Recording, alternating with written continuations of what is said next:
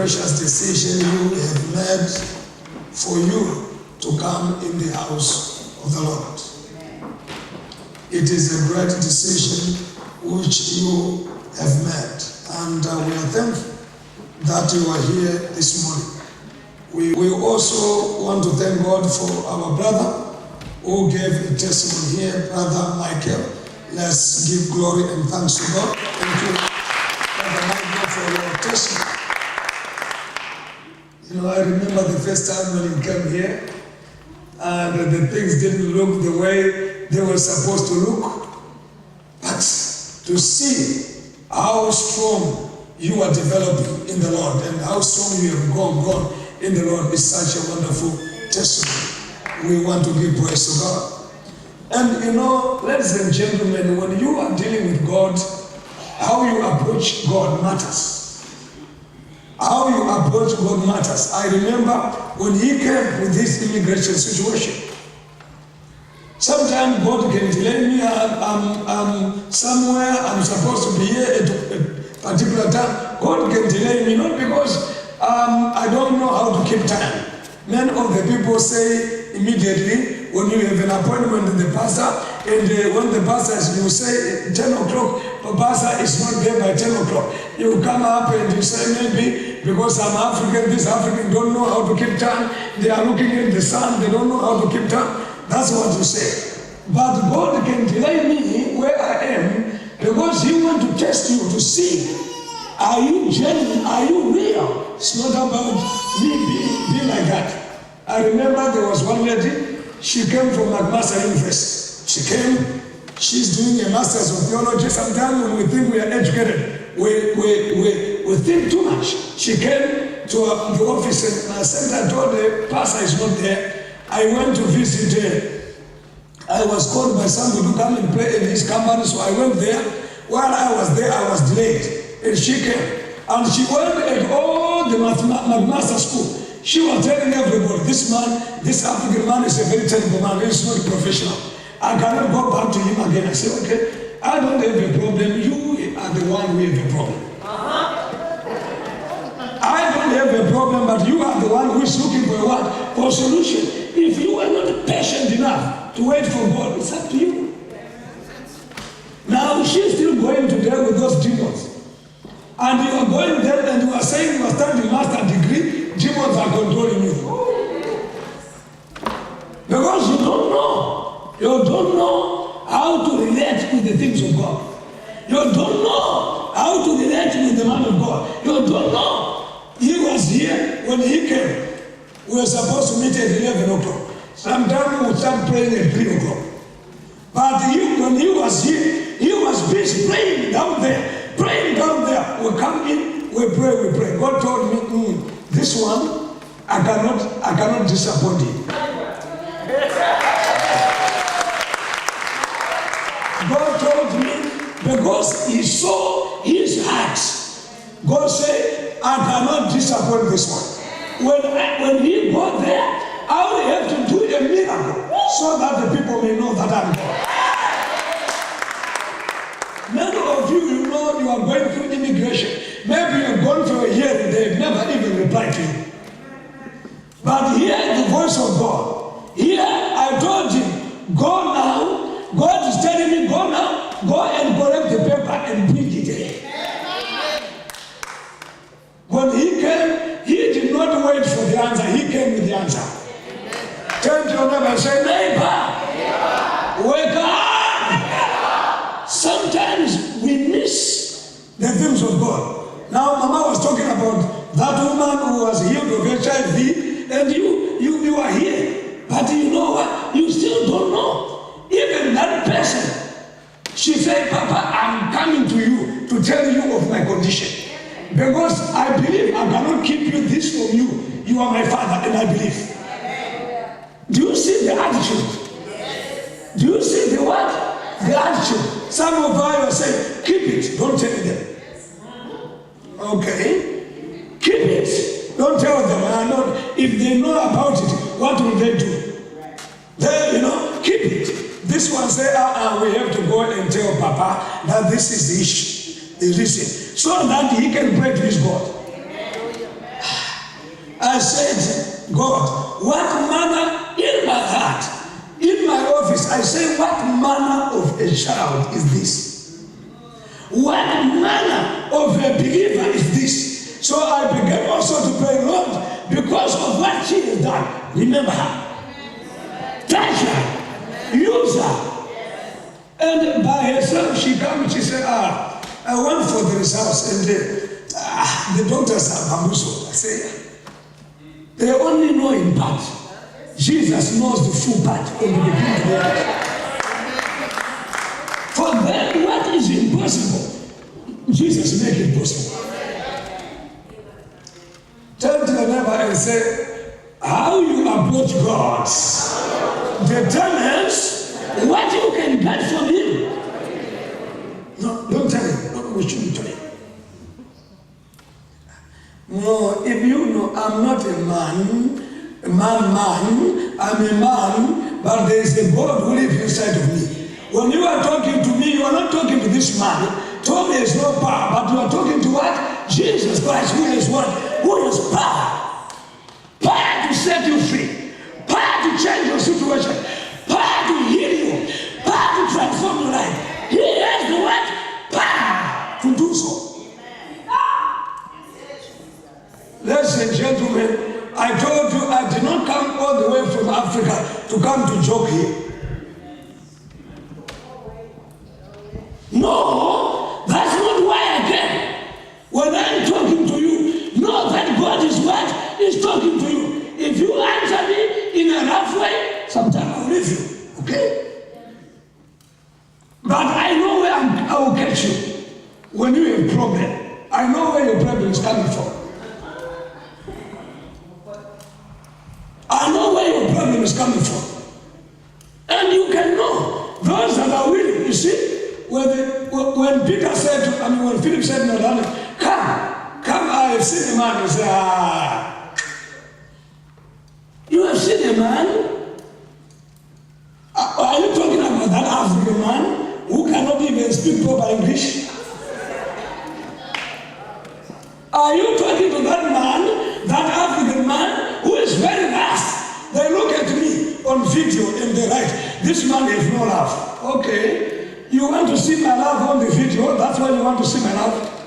Because you want me to come in and lead the people so you know that I love? That's the way of man.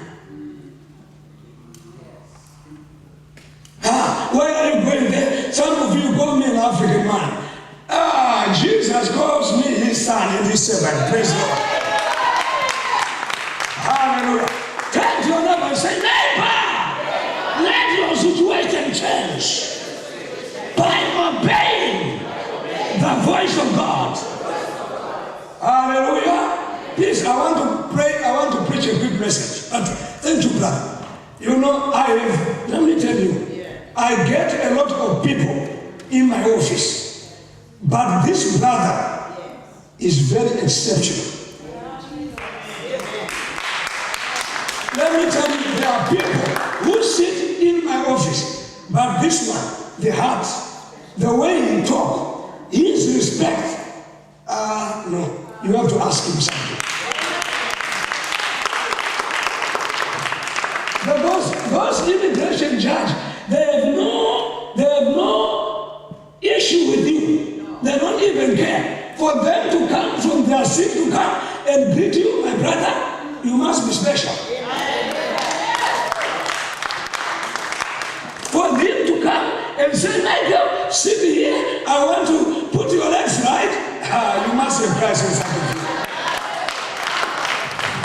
you. You must have Christ. You tell your neighbor and say your attitudes determines your altitude. Your attitude determines how high you go in life. It's your attitude. While you are waiting for the answer, someone has an attitude that preaches Christ. And I, to tell the immigration judge, we need to go home, we need to know that many of you have gone through immigration claim if you are a refugee. You know how they quiz you For over 2 hours, they stop, they come again, they quiz you, and they look like you are thinking. About this one, did they beat you? Yes.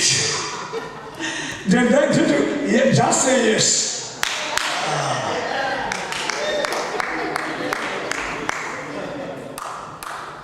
I mean, I want you to know that there is an attitude you must carry if you want to receive from God. There is an attitude you must. I mean, you can be here praying like me now. Sometimes when I'm combing my hair, I see 2 men white hair, I start to stick them up. I say, no, I don't want to grow God. But I look at my hair and I'm looking, it's too much. Mama was saying, can you dye your hair?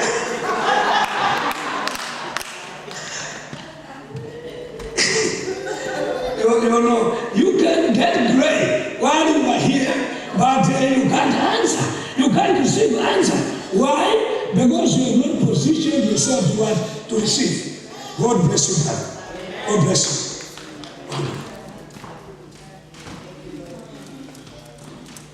Let me tell you, there is God in this place. Hallelujah. There is God in this place. Hallelujah. Please. Tell your neighbor and say, Jesus is here. Jesus is here. Say, neighbor, Jesus Christ is here.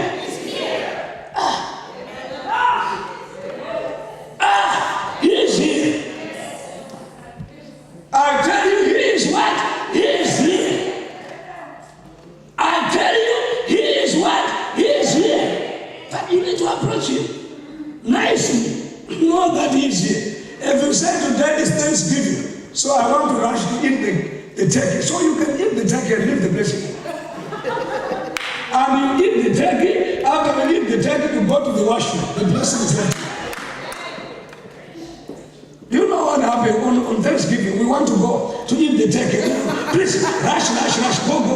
We want to eat the turkey. You go and you eat the turkey. When you eat the turkey, 2-4 hours you go to the washroom, you leave the turkey there. The blessing is left it here.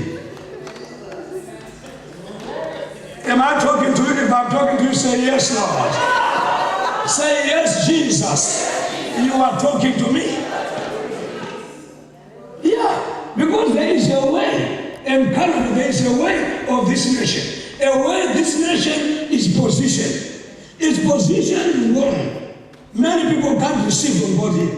Many pastors can't be anointed by God here. Why? Because our position is wrong. We are in a wrong position. Sometimes if God wants to give something, I've said something, if God wants to give something, do you see those who pour coke into a bottle? Do you see what the bottle do? The bottle will be like this. If it's like this, you can only pour little. If it's straight like this, there are some people that you are going to talk to them, they are like this. I'm short and you are tall. So if I can't reach you to put something in you, you know, I'm a short man, as you can see. Even when you look at this brother, stand up, brother. Look at it this way. Okay, if you look at our height, he's taller than me. If you look at our body, he can pick me up and throw me in the congregation. So if this man does not know how to a little bit, kneel down a little bit, so that I may be able to throw things at him and put things in him. I mean, he can grow gray hair like me. Praise the Lord. Amen. Thank you, my brother. Take a seat. Now let's open our Bible. We want to quickly preach the word of God and finish. And please, when your heart is open tonight and today, you are going to receive. Amen. You will receive your what? Your miracle. Sister, come quickly, sister. Come just quickly. She started by telling me, Pastor, pray for me. Pastor, pray. I said, you need also to pray. Come to the prayer meeting. So what happened when you came to the prayer meeting last week? Okay, so on Wednesday, I've been working in Maple Leaf in Mississauga. It was taking me like 2 hours to get there, a lot of trouble. Anyway, so I had to let go of that job, and then on Wednesday I came for the prayer meeting. And as I was leaving here, and I remember it was just like 4 or 5 of us here, and we were praying downstairs and really praying. As I left here, I got a call, and it was an opportunity at Burlington Hydro, permanent position, really like 5 minutes from my house.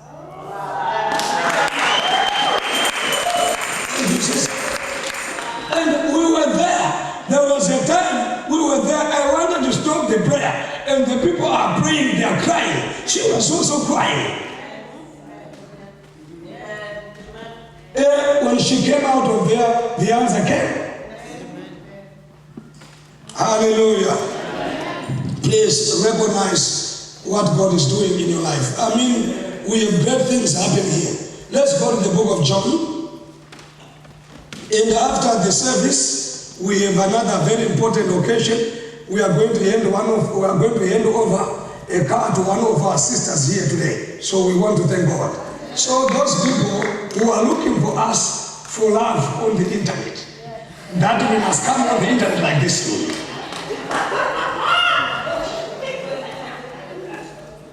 That's what they are looking. That's what they call love. Oh, he must have love.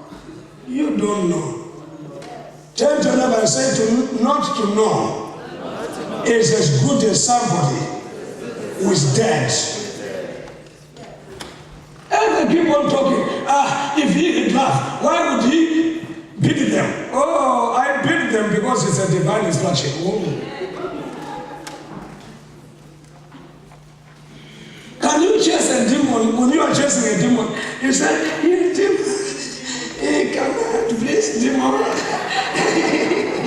Demon, come out, please. Come out, demon. Demon, we are waiting for you to go, demon. Go, demon.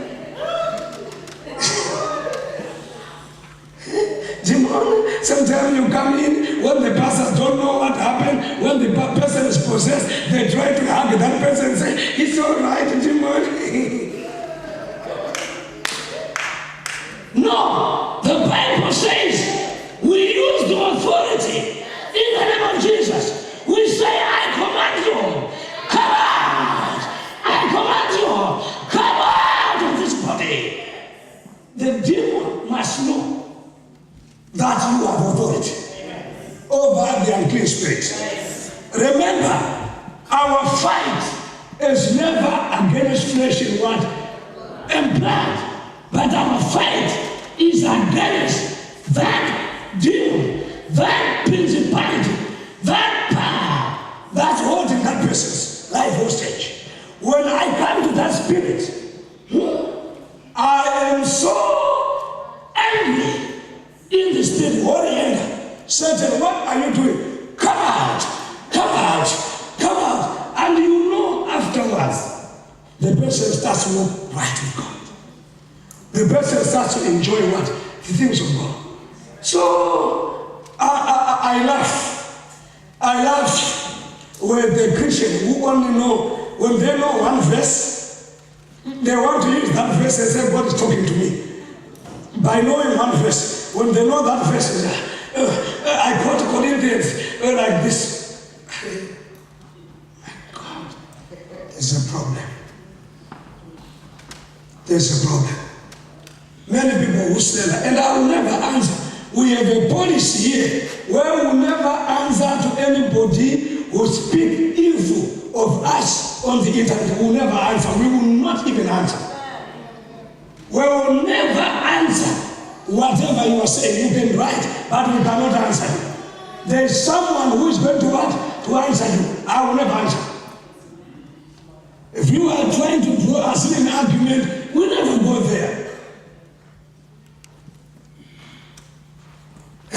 Some people say, why are you doing this? Oh, why are we doing this? We are doing this because if you look carefully, we are on the side of God. Hallelujah. Turn to your neighbor and say, neighbor, if you look carefully, we are on the side of God. That's for sure. Open your Bible to the book of John. John chapter 10. I will read verse 4. When he has brought all his own outside, he goes ahead of them. The sheep follow him because they recognize his voice. The sheep follow him because they recognize his voice. That leads to the title of my message, Recognize the Voice of God. When the sheep hear him, they recognize his what? His voice, the voice of God. They now know that this is God talking. This is not mine. Hallelujah. Let's go to the book of John, of the book of Acts 16:16. The scripture that was quoted by our brother, our wonderful and able brother. The scripture he quoted. Once as we were on our way to prayer, a slave girl met us who had the spirit of divination and made a large profit for her owners by fortune telling. As they followed Paul and us, she cried out, "These men are slaves of the Most High God, who are proclaiming to you the way of salvation." And she did this for many days. But Paul was greatly aggravated, and turning to the Spirit said, "I command you, in the name of Jesus Christ, to come out of her." And it came out right away. Hallelujah. Ladies and gentlemen, the title of my message this morning is Recognize the Voice of God. We have read from the scripture that the sheep, those who belong to Jesus Christ, they hear his what? His voice. When they hear his voice, they follow him. Here we have a scenario where there was a woman, and this woman was talking very good things. Please, listen to Apostle Paul. Listen to him, he's a servant of God. Oh, listen to him, he's a servant of God. What a sweet message. Tell them and say, what a sweet message. You know, the devil knows. If he has to deceive you, sometimes he gives you a sweet what? Message. You are a man of God. Oh, you are a wonderful man of God. Oh, you are a big person of God. But you know, Paul knew the voice of God. Say, ladies and gentlemen, please talk with me. Say, ladies and gentlemen, Paul knew the voice of God from the voice of Satan. No matter the girl was talking things that were pleasing to him, to hear, you are a man of God. Yes. Oh, a great servant of God. Yes. But the source of the power. Tell the neighbor and say, when you know God's voice, when you know God's voice, no one can deceive you. When you know God's voice, no one can deceive you. Listen, this slave girl, not the spirit was talking.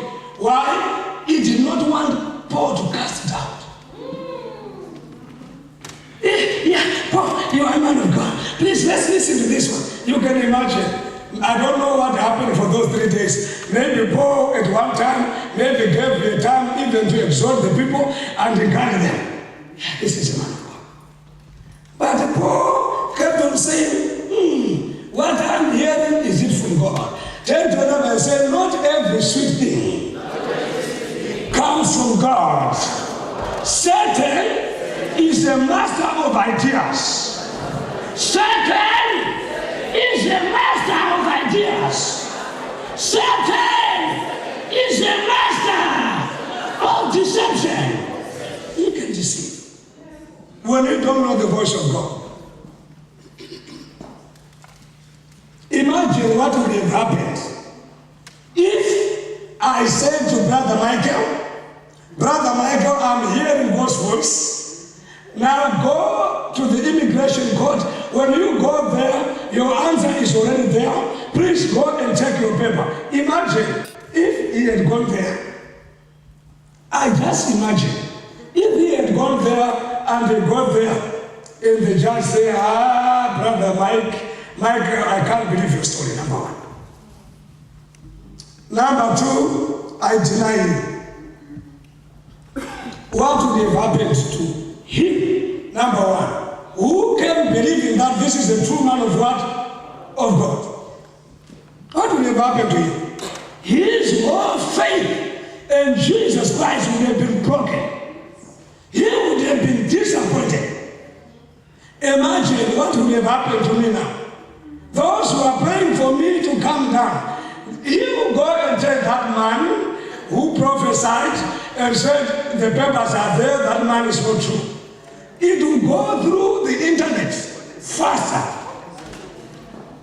And now those who said, didn't we tell you that this one is a false prophet? Didn't we tell you he doesn't hear the voice of God? Didn't we tell you? And everybody, sure.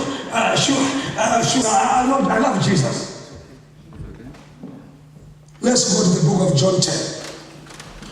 Please, let's go there. I'm talking about knowing God's voice. Don't be deceived. Oh, he preached too much. Yeah, I can preach to you too much. Does that mean I know God? Turn to another and say, anyone can start the Bible and talk. But to preach from the Holy Ghost takes the Spirit.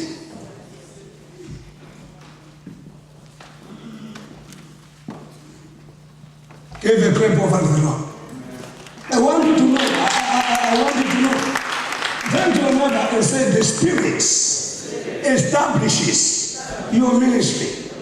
The Spirit of God is the one that establishes your ministry. Turn to another and say, the Word of God will recognize your ministry. It will be a guiding principle for you to know. This one is called as a teacher of the Word. It's the Word. We can hear you, the way you talk. We can hear the way you put your verses. We can hear the way you are talking. We can say, this one is the teacher of the Word. The revelation, this one is the teacher. But it takes the Spirit to establish that word, that ministry. So that when you talk, you are no longer general. When you talk, you are very what? Specific and what? And direct.